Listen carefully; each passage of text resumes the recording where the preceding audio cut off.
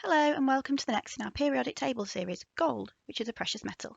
Before you watch this, you might want to watch the introduction to the periodic table session for some background information on what the periodic table is.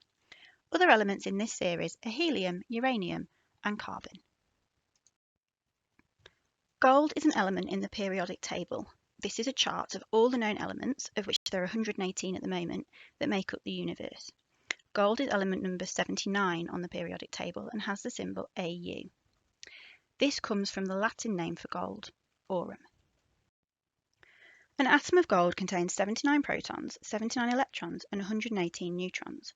It is solid at room temperature. You'd actually have to heat it to over 1,000 degrees Celsius to melt it. It's not very reactive, which means that most other elements are not able to combine with it to make a new substance. This means it doesn't rust, because rusting needs metals to react with oxygen in the air, and gold does not do this. So what's gold like? Gold is something called a transition metal.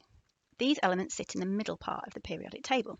Typically, but not always, there are some exceptions, they have high melting points, which we already know gold has because it has to be very hot before it melts, high densities, which means that they feel quite heavy for their size.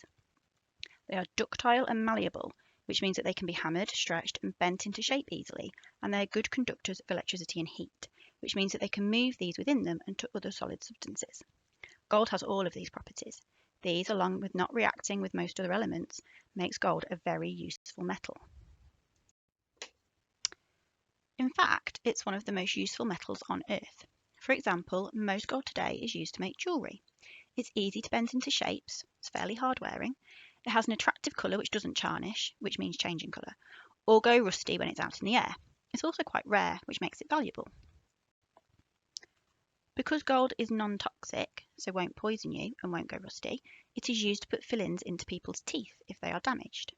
A thin layer of gold is even used on astronauts' helmet visors to protect their eyes from solar radiation, the light from the sun, in space. Gold is also used in science experiments, for example to protect samples inside cryostats, which are very cold fridges, from thermal radiation, which is heat, or as capsules for substances to react inside when doing laboratory experiments to find out what happens inside volcanoes. It is used in computer processors because it conducts electricity and doesn't rust. You can even find it inside smartphones. Gold is also used in cochlear implants for people who can't hear well even with traditional hearing aids. It helps the implant to send electrical signals to the nerve we use for hearing. So where do we get gold from? Gold is found all around the world, but it is still quite rare and there is a limited amount of it. This makes it a precious metal.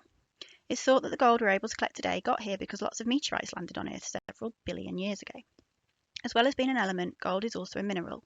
This means it can be found in rocks because minerals are the building blocks of rocks. It can form from hot fluids moving through the Earth's crust underground, so it's often found near ancient volcanoes. In some places there is enough gold in rocks for it to be mined from the Earth. This is called primary gold.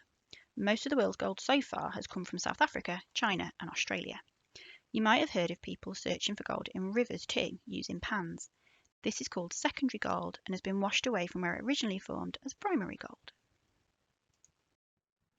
So now you've learnt some facts about gold. You could build some gold creations in Minecraft if you have it. If you don't, maybe you could use Lego, or you can draw any of the images you've seen on this presentation. You could try designing some gold jewellery, for example, or a gold medal. If you are using Minecraft, you could start with a Badlands biome, because these are known for containing plentiful gold ores. You could try mining for gold and crafting the ores into different items. What can you build with gold blocks? You could even deck out your Minecraft character in a jazzy gold outfit. If you'd like an extension to this challenge, you could try using gold to build craft-powered rails to speed up mining and crafting different forms of gold, such as ores, nuggets, ingots, and blocks.